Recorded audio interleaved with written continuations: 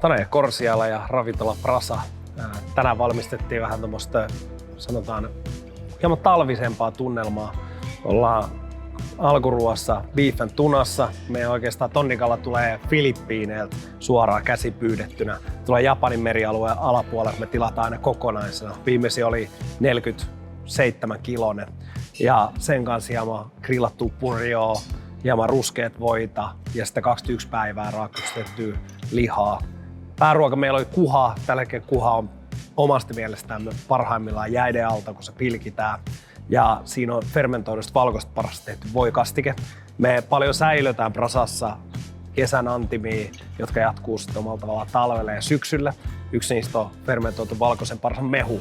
Ja sen kanssa hieman persiljajuurta, myös rapeena elementtinä ja grillattuna, myös hieman persiljekreemiä, tuo sinne ihanaa yrttisyyttä.